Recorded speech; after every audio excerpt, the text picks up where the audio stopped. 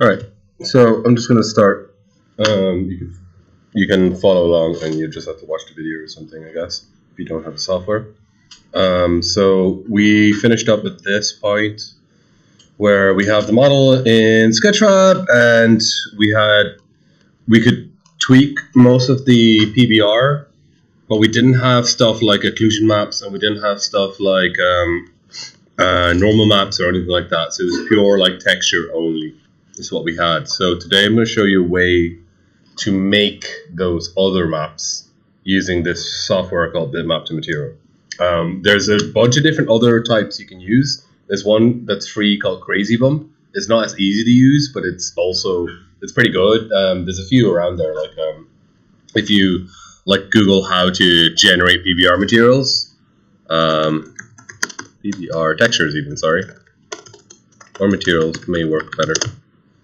You'll probably find loads of different like software. If I just do software. You can do it. There are ways to do it in 3ds Max directly as well, but they're generally a little bit more effort.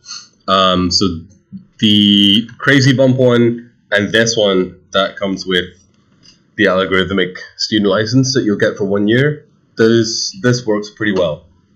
So you can see when you open it up, it should look like this, and it says drop a bitmap here, which is a bitmap is any pixel-based image, right? So like JPEGs, PNGs, whatever. And you'll remember that we already have a texture, right? So if I go look for that texture, asset design.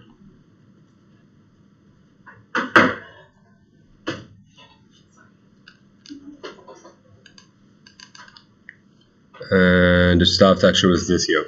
So we remember we kind of did like a really quick texture.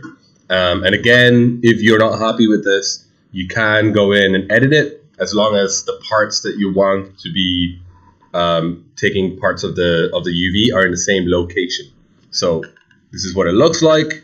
If I wanted this pattern to be changed, I can go in and edit because it's very pixely. I can go in and edit this as long as I put it in the same position. It will appear in the same position on the model. Okay, the 2D coordinate is mapped to the 3D coordinate. So let me close that. So let me just drag this into here where it says drop a bitmap. You can drop it into here as well. It used to be buggy, so I always just drop it into here. It's the same really. And we want this to go to the main input. So main input is like the main like texture that it's going to draw from. So main input. And you'll see that it applies to the box and goes directly onto the box. The box is just a visualization. Like you can change what shape the box is. Can't remember where. Where do you change the box again? I can't remember. Oh, it's environment, scene. Geometry. Oh yeah, geometry. Thank you. So yeah, you can change like cylinder. You can change like sphere. So depending on what you want to use it as, you may want to just tweak the little box that's showing it, or the picture that's showing it, or whatever. This rounded cube. So let's say you really need to know whether the edges, whether the seams are smooth. You may want to use a rounded cube instead of a cube to really make sure that it's smooth, kind of thing. All right. So either way, it's on here, and it is using this thing called iRay, which is a render. You don't need to know how it works or whatever. It's just a rendering kind of like calculation technology. It just does ray tracing, so it will look a lot better in here than it'll look in Sketchfab or in Unity, because this program is pure like it just wants to show you the nicest render you can, right? Now what that means though is you can use this to create renders as well. So if I want like a really cool picture for a promotional picture or something like that, you can do it in this or in Substance Painter that we'll see again later as well. So I have the material here. It's just pure the flat material, and it doesn't, well, it's got a little bit, but we go to relief. Relief is where we can start making a normal map for it. So let me just zoom in and try and find somewhere that has light on it. So you can see it's kind of got a little bit, but if I control, can you see that changing? Should I turn off the lights or? Sorry?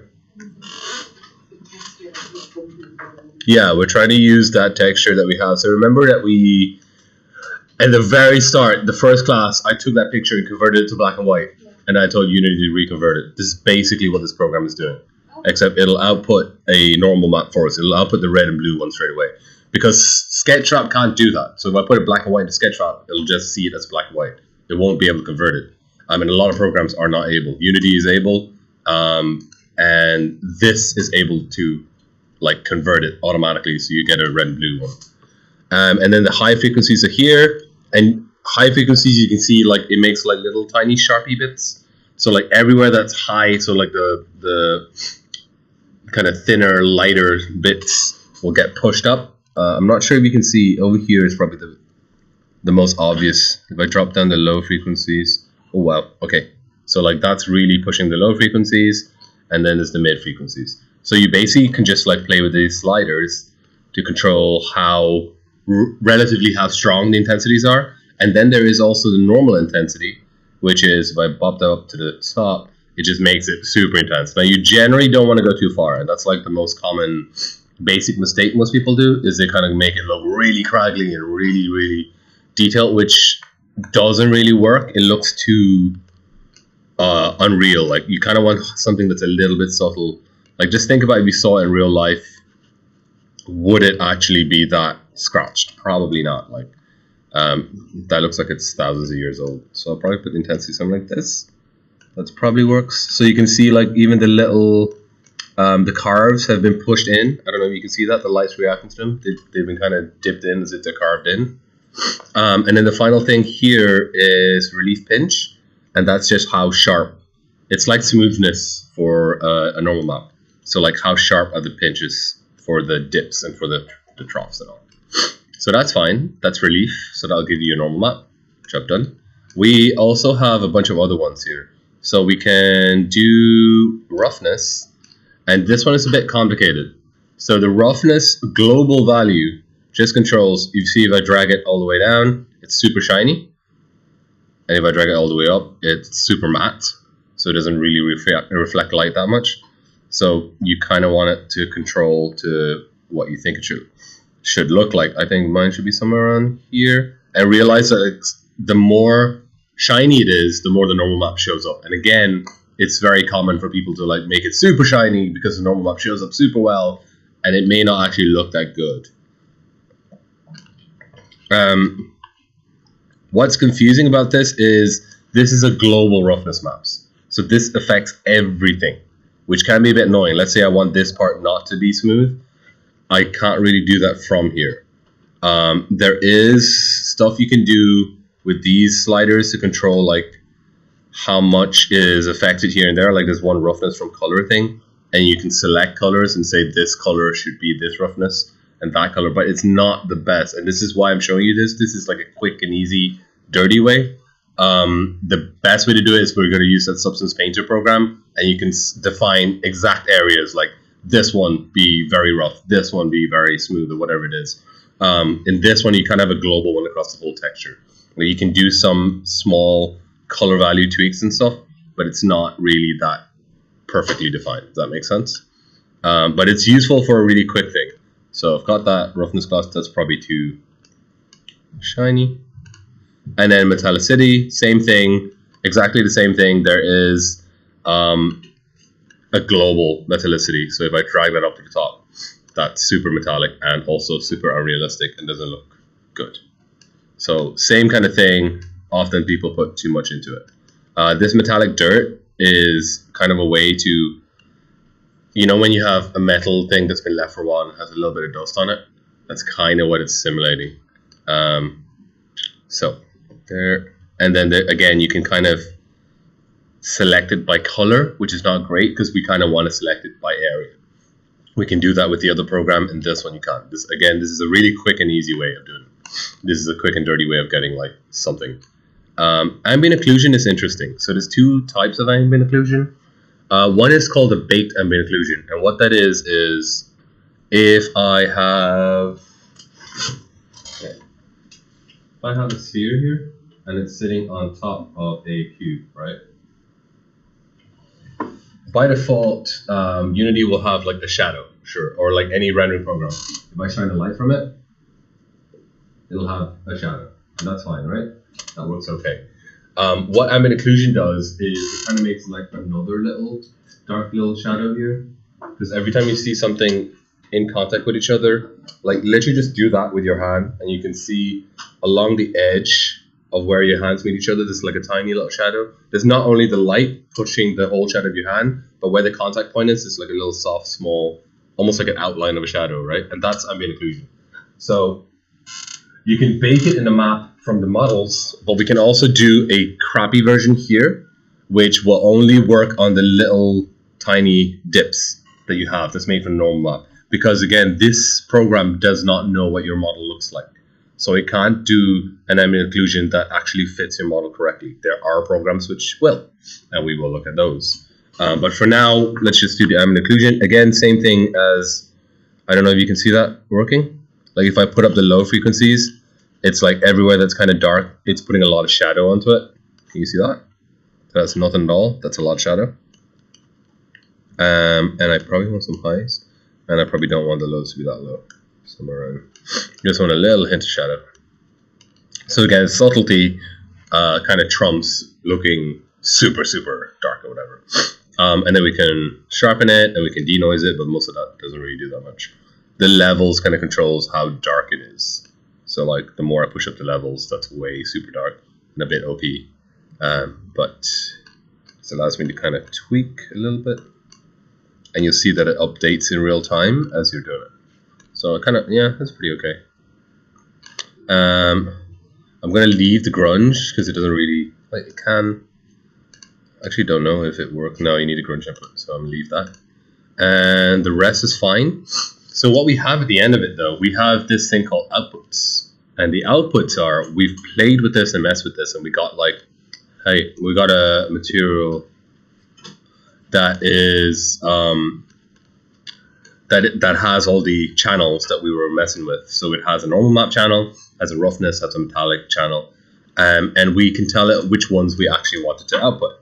So, oh, sugar. So I can say I only want, like, I can have the base color, I want the roughness, I want the metallic. Normal, we do want normal. Substance, does it take height? I don't know if it takes height. Let's check. Does it have height map? It's got displacement, so yeah, it's got height. So we might as well say, yeah, why not? Give me height. Bump is the old way to do. It's got displacement, so we'll do displacement instead. Bump is the old way to say normal map, which we already have, and then ambient occlusion.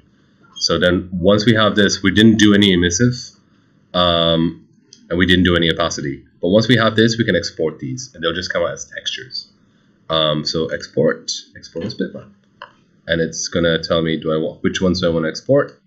I can say I just want the base color, the roughness, the metallic. I want the normal map. I'm not gonna bother with the other ones, to be honest.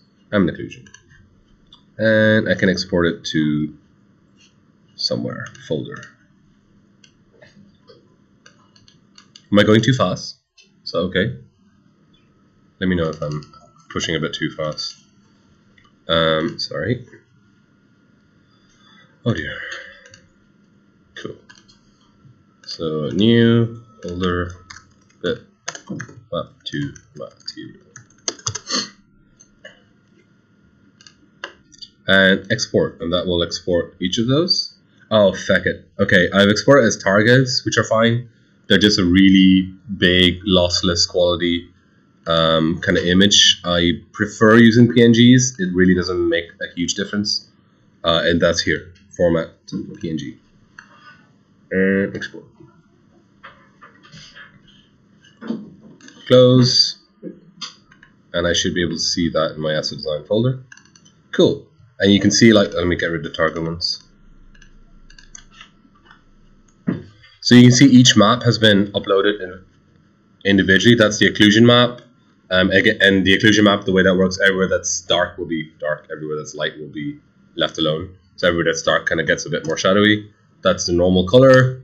That's the metallicity. So you can kind of see that certain areas are more metallic. Like these are less metallic, the black areas, because I was kind of tweaking it by color.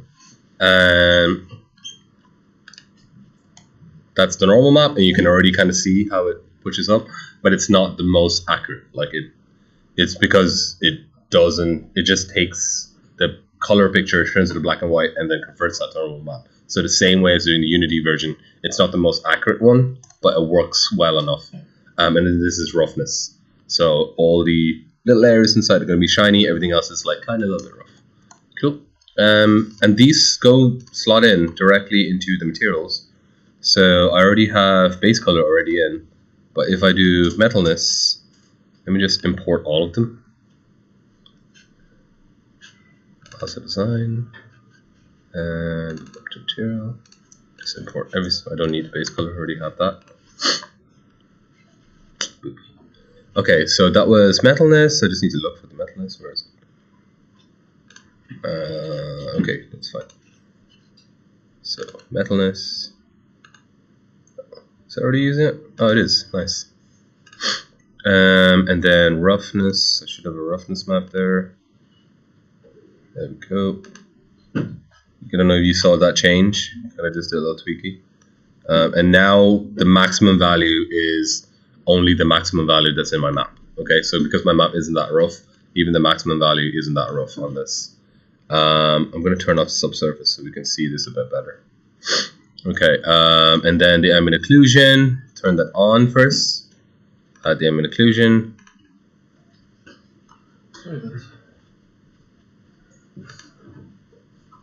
Did that change at all?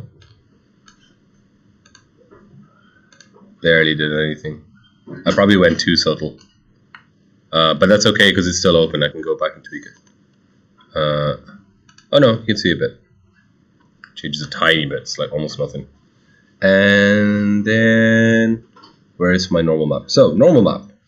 That's off right now, but I can add that normal map. This will probably do the biggest change. Cool. And you can see like it's kind of all bumpy now on the sides, and it's taking in detail.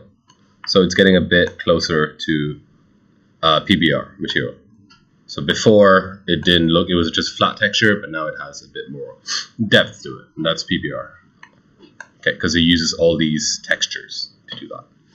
All right, so that is how you would do it from a, if you didn't have any other program, like, and you were doing it the old school way, this is how you do it. We will look at a different way as well. And the other different way we're doing is where we separate all the, we unwrap it, we separate all the UV islands, and then we texture it completely in a different program. So we don't use Photoshop almost at all. We use a different program called Substance Painter where we can directly paint and directly apply materials onto things. Okay, but I need you all have that downloaded. Otherwise, yeah.